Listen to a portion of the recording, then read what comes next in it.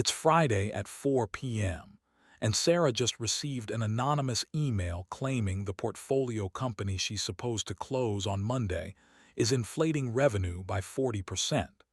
I'm Peter Dortmund. I spent a decade analyzing securities fraud patterns for institutional investors. This is what the comment letters reveal that most people never see. In the next 18 minutes, you'll learn 5 forensic accounting tests using only public documents, the same framework the SEC uses to decide where to dig. I am not a financial advisor, not an accountant, not your compliance officer. This is editorial analysis of public regulatory filings. I am not a forensic accounting expert. Here is general investigative methodology. Sarah has 48 hours. No Big Four audit team on retainer. Just her, a laptop, and access to EDGAR.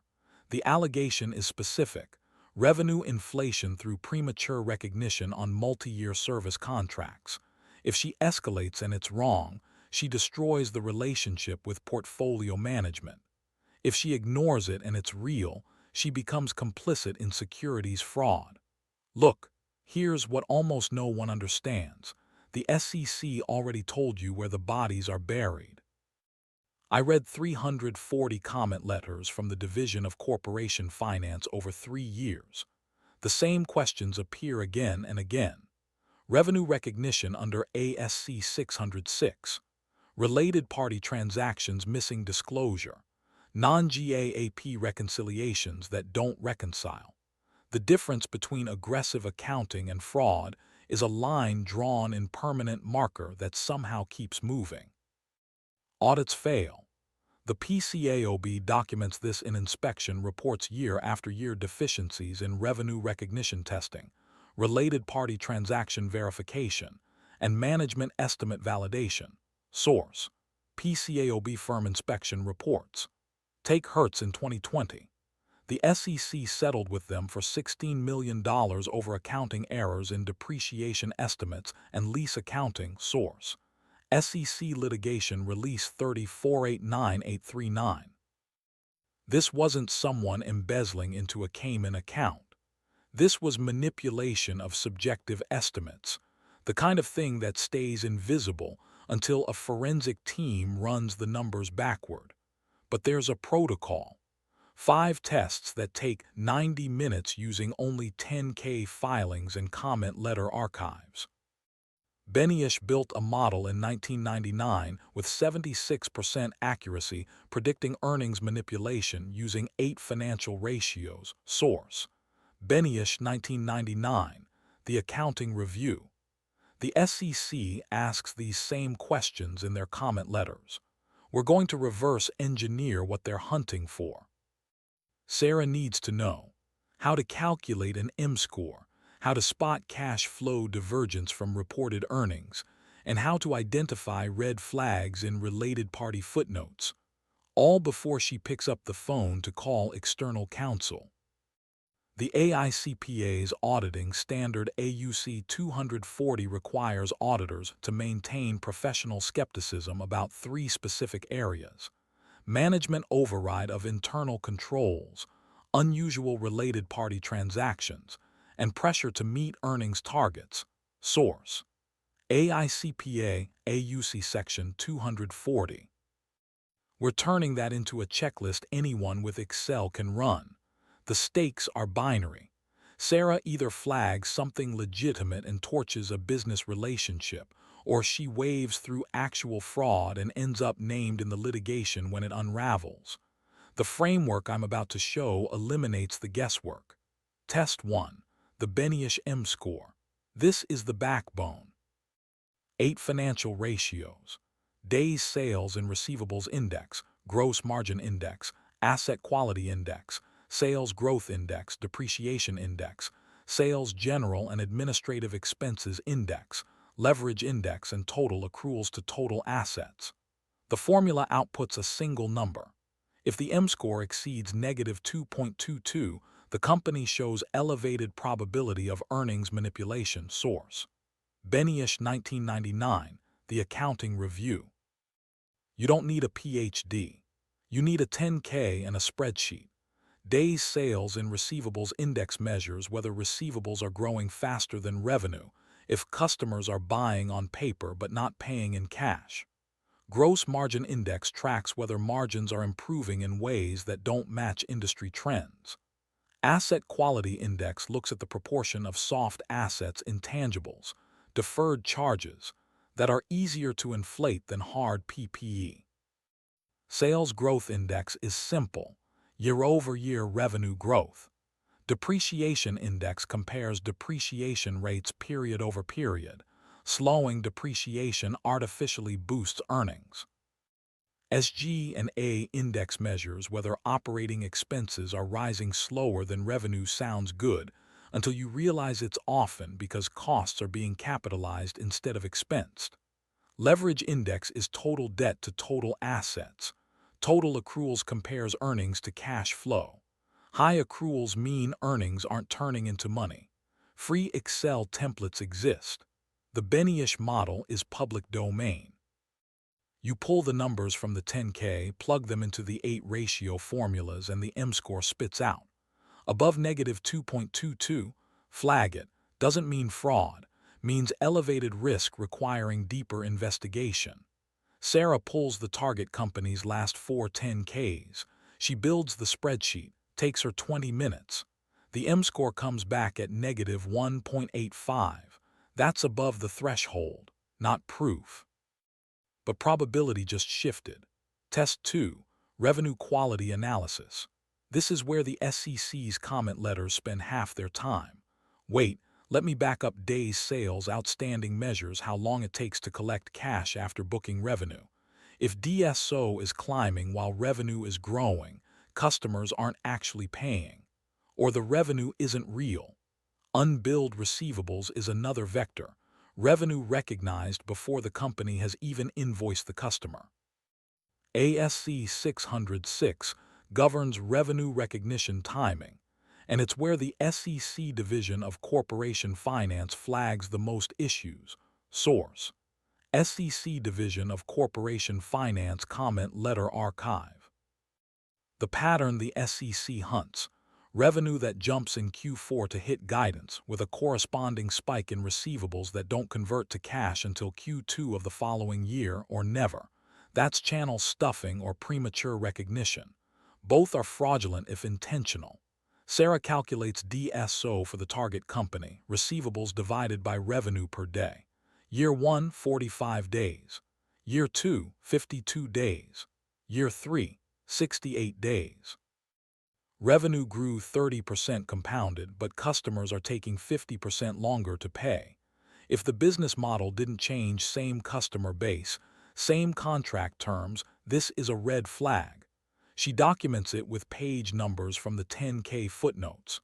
Test 3, Cash Flow versus Earnings Divergence. This is the simplest and most damning. Operating cash flow should track net income over time. Accrual accounting creates timing differences, but those smooth out across quarters. If net income is consistently higher than operating cash flow for 3 or more consecutive periods, earnings are being manufactured through accruals that don't convert to cash. You find this on page 1 of the cash flow statement in every 10Q and 10K. Net income at the top. Cash from operations in the middle. Subtract one from the other.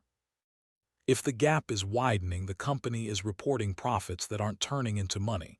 That's either a dying business model or accounting manipulation, often both. Sarah runs the numbers. Q1 through Q4 last year, net income exceeded operating cash flow by an average of 35%. Q1 this year, the gap widened to 48%. The company reported record earnings. Cash flow went negative. That's 3 quarters in a row of divergence. Red flag confirmed. Test 4, Related Party Transaction Gaps. This is where fraud hides in the footnotes. Related party transactions are dealings between the company and its executives, board members, or entities they control. Loans to executives. Sales to a subsidiary owned by the CFO's brother-in-law. Lease agreements with a property trust controlled by the CEO. All legal if disclosed. all toxic if buried or inconsistent across periods. The SEC's comment letters flag this relentlessly. Related party transactions that appear in one 10K vanish in the next, then reappear with different terms and no explanation. Source: SEC Division of Corporation Finance Comment Letter Archive. Or transactions described vaguely, consulting services with no dollar amount, no duration, no business rationale. You find these in the footnotes, usually note 12 or 13, titled Related Party Transactions or buried in Commitments and Contingencies. Sarah compares 3 years of 10Ks side by side. Year 1. A $2 million loan to an executive disclosed with 5% interest, repayment in 24 months. Year 2. The loan is gone from the footnotes. No mention of repayment. Year 3. A new $3 million loan appears to a related entity. No names, no terms. That's not illegal per se, but it's a pattern the SEC associates with self-dealing and off-balance sheet arrangements designed to inflate earnings or hide liabilities. Sarah flags it. Page 87, note 13. Inconsistent disclosure across periods. She screenshots the footnotes and timestamps them. Test 5. Non-GAAP reconciliation anomalies. This is executive storytelling versus accounting reality. Companies report GAAP earnings net income under generally accepted accounting principles. They also report non-GAAP metrics: adjusted EBITDA, adjusted EPS, adjusted revenue. The adjustments are supposed to remove one-time, non-recurring items to show underlying business performance. In practice, one-time adjustments recur every quarter, and adjusted earnings can be double the GAAP number. The SEC requires reconciliation, a table showing how you get from GAAP to non-GAAP. If the adjustments exceed 20% of GAAP earnings, or if the same non-recurring expense appears in 4 consecutive quarters, the SEC sends a comment letter asking for explanation. Source: SEC Division of Corporation Finance Comment Letter Archive. Sarah pulls the earnings release. GAAP net income, $4 million. Adjusted EBITDA, $12 million. The reconciliation table shows $8 million in adjustments. $3 M in stock-based compensation, $2 M in restructuring charges, $1.05 M in acquisition-related costs, $1.05 M in other unusual items. She checks the prior 4 quarters. Restructuring charges appear in all 4. Other unusual items appear in 3. Stock-based comp is a regular operating expense, not a one-time event. The adjusted number is telling a story the GAAP number doesn't support. Red flag 5. She documents it. Page 3 of the earnings release reconciliation table. Comment yes below if you've ever seen a company report record adjusted earnings the same quarter they burned cash. 5 tests. Sarah ran them in 90 minutes using public filings. She has 5 red flags, each documented with page numbers and source data. She doesn't have proof of fraud. She has probable cause to escalate. Now we apply the framework to real paper trails. The SEC comment letters are a free investigative roadmap. I pulled 340 letters from 2020 to 2023, targeting public companies in software, healthcare, and industrial sectors. The same questions repeat like a script. Please reconcile your non-GAAP revenue to the most directly comparable GAAP measure. Explain why days sales outstanding increased 40% year-over-year, while you describe customer payment terms as unchanged. Disclose the business purpose and terms of the $5 million related party transaction referenced in Note 14. The SEC isn't guessing. They're running the same tests we just described. When they find a gap, they send a letter. The company has 10 business days to respond. The letters are public. You can read them on EDGAR. Here's what Sarah does next. She searches EDGAR for the target company name plus correspondence. She finds 2 comment letters from the prior 18 months. First letter, 14 months ago. SEC asks about a spike in deferred revenue and whether the company is recognizing revenue on multi-year contracts before performance obligations are satisfied under ASC 606. The company's response: we recognize revenue upon delivery of the software license, with support and maintenance recognized ratably over the contract term. Second letter, 8 months ago. SEC asks why operating cash flow declined 60% while revenue grew 25%, and whether the company is capitalizing costs that should be expensed. The company's response: operating cash flow was impacted by timing of customer payments and increased investment in capitalized software development. Both answers are plausible. Both are also evasive. The SEC didn't follow up with enforcement, but they flagged the same issues Sarah's tests flagged: revenue recognition timing and cash flow divergence. That's validation. The pattern is there. Sarah opens the most recent 10K and runs Ctrl+F for ASC 606. She finds the revenue recognition policy on page 62. The company recognizes revenue upon transfer of control to the customer. For multi-year contracts, that's supposed to mean over time as the service is delivered. But the deferred revenue balance on the balance sheet is shrinking, while the contract backlog disclosed in the MD&A is growing. That's a contradiction. If they're signing more multi-year contracts, backlog up, deferred revenue should be growing, not shrinking. Unless they're pulling forward revenue recognition from future periods into current earnings. She documents it. Page 62, Revenue Policy. Page 18, MD&A Backlog Disclosure. Page 45, Balance Sheet Deferred Revenue. The PCAOB inspection reports show this pattern in audit failures. Auditors don't test revenue recognition on long-term contracts with sufficient rigor, especially when management provides estimates of % complete or performance obligations satisfied. Source: PCAOB Firm Inspection Reports. The estimate becomes the manipulation vector. If management says the software is 80% delivered, and the auditor accepts that without independent verification, revenue gets booked today for work that won't be done until next year. Sarah cross-references the earnings call transcript from last quarter. The CEO said, "We're seeing strong demand and accelerating close rates." The CFO said, "We're managing working capital efficiently and expect cash flow to normalize in Q2. But Q2 just ended, and the 10Q shows operating cash flow went further negative. The narrative from the call doesn't match the numbers in the filing." She flags that too. 3 contradictions documented. Revenue policy versus balance sheet trend. Cash flow guidance versus actual cash flow. SEC comment letter flags versus current financial statement patterns. This is enough to escalate. Not enough to prove fraud in court, but enough to justify bringing in forensic accountants before signing the deal. Here's the decision tree.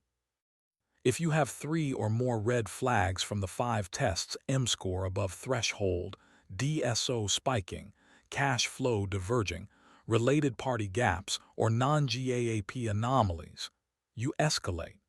You don't need smoking gun proof. You need reasonable suspicion documented with source data. If you have 1 red flag in isolation with a plausible explanation in the footnotes, maybe DSO increased because the company shifted to enterprise customers with longer payment cycles, and they disclose that in MD&A you monitor. You don't kill the deal, but you add it to the due diligence checklist and verify the explanation with management. If you have 0 red flags and the financial statements reconcile across GAAP, non-GAAP, cash flow, and SEC correspondence, congratulations. You probably found a clean company, but you maintain professional skepticism. AUC 240 requires auditors to assume fraud risk exists until evidence proves otherwise. Source: AICPA AUC Section 240. That's the standard for fiduciaries. That should be your standard too. Sarah writes a 2-page memo. Title: Forensic Accounting Triage Target Company Name. Section 1. Summary of Allegation. Section 2. 5 tests performed with results. Section 3. Supporting evidence from public filings and SEC correspondence. Section 4. Recommendation to engage external forensic accountants before proceeding with transaction. She attaches screenshots of the relevant 10K pages, the comment letters, and her Excel model showing the M-Score calculation. She timestamps everything. She sends the memo to General Counsel at 11 p.m. Saturday. Monday morning, counsel escalates to the managing partner. By Tuesday, the firm has engaged a Big Four forensic team. Sarah didn't solve the case. That's not her job. Her job was to triage correctly, to distinguish between noise and signal, between aggressive accounting and probable fraud. She did that using only public documents and a framework anyone can replicate. Actually, I should say, 3 weeks later, the forensic team confirms. The company was recognizing revenue on multi-year contracts up front instead of over time, violating ASC 606. The overstatement was $18 million across 2 fiscal years. The deal is restructured with a $30 million haircut to the valuation. Sarah's triage saved the fund from buying inflated earnings at full price. Here's what you need to remember. The SEC already did the work. They published 340 comment letters showing exactly where accounting fraud hides: revenue recognition under ASC 606, related party transactions, non-GAAP reconciliations, and cash flow divergence. Source: SEC Division of Corporation Finance Comment Letter Archive. You don't need insider access. You need EDGAR and the discipline to read footnotes. The Beneish M-Score gives you a single number with 76% accuracy identifying earnings manipulation risk. Source: Beneish 1999, The Accounting Review. The other 4 tests, revenue quality, cash flow divergence, related party gaps, non-GAAP anomalies, fill in the picture. Run all 5. Document everything. Escalate when the pattern stacks. You are not trying to replace forensic accountants. You are trying to avoid being the person who ignored obvious red flags because you didn't know where to look. Professional skepticism is not cynicism. It's the requirement under AUC 240 to assume fraud risk exists and test for it systematically. Source: AICPA AUC Section 240. The 1-page checklist is in the description. 5 tests. Threshold values. Source references for every formula. You now have the same framework the SEC uses to decide where to dig. In case it's not obvious, the question is not whether you will find red flags when you look. The question is whether you will look before the auditors show up, or after the enforcement action is filed. Sarah's case is closed. Yours is just starting. The SEC told you where the bodies are buried in 340 comment letters that almost no one reads. They asked about revenue recognition, cash flow, related party deals, and non-GAAP adjustments because those are the 4 places fraud hides in plain sight. You have the checklist now. The M-Score threshold is -2.22. DSO growth outpacing revenue growth is a red flag. Cash flow lagging earnings for 3 consecutive quarters is a red flag. Related party transactions that appear and vanish without explanation are a red flag. Non-GAAP adjustments exceeding 20% of GAAP earnings are a red flag. 3 or more flags. Escalate. 1 flag with a plausible explanation. Monitor. 0 flags. Stay skeptical anyway. The difference between catching fraud early and becoming part of the litigation is whether you ran the tests before signing the papers. Sarah ran them in 90 minutes, so can you. The SEC already told you where to look in comment letters, in footnotes, in the reconciliation tables no one reads. Now you have the checklist. The only question is whether you'll use it before the auditors arrive.